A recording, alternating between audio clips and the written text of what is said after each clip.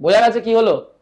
তার মানে এই কেস থেকে যখনই উঠিয়ে দিলাম জাস্ট চেঞ্জ হয়ে গেল, আমার এমজি সাইন থিটা কম্পোনেন্টটা এলো, আর ইনক্লাইন প্লেনে ফ্রিকশনের যে ভ্যালুটা হয় সেটা বসালাম, তাহলেই কাজ হয়ে গেল।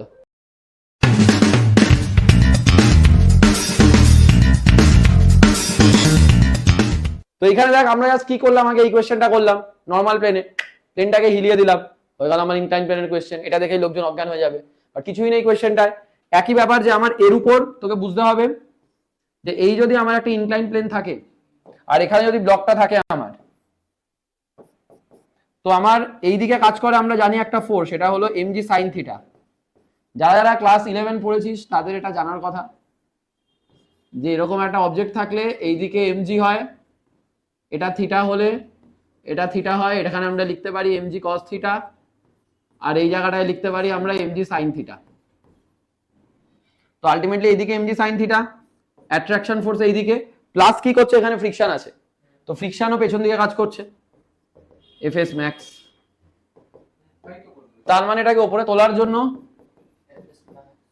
MG sine theta plus FS max হতে হবে। তো এফএস ম্যাক্সটা কত হবে?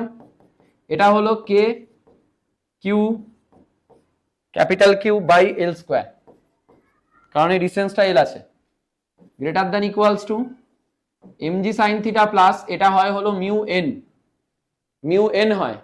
এন কত? এই যে সবাই খেয়াল করে দেখ, এন হতো এমজি কস থিটা।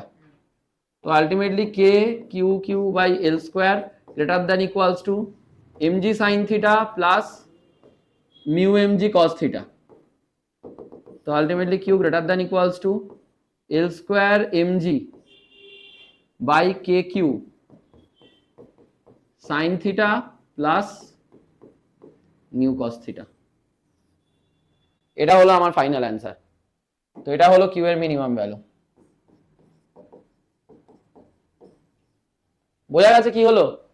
তার মানে এই কেস থেকে যখনই উঠিয়ে দিলাম জাস্ট চেঞ্জ হয়ে গেল, আমার এমজি সাইন থিটা কম্পোনেন্টটা এলো, আর ইনক্লাইন প্লেনে ফ্রিকশনের যে ভ্যালুটা হয় সেটা বসালাম, তাহলেই কাজ হয়ে গেল।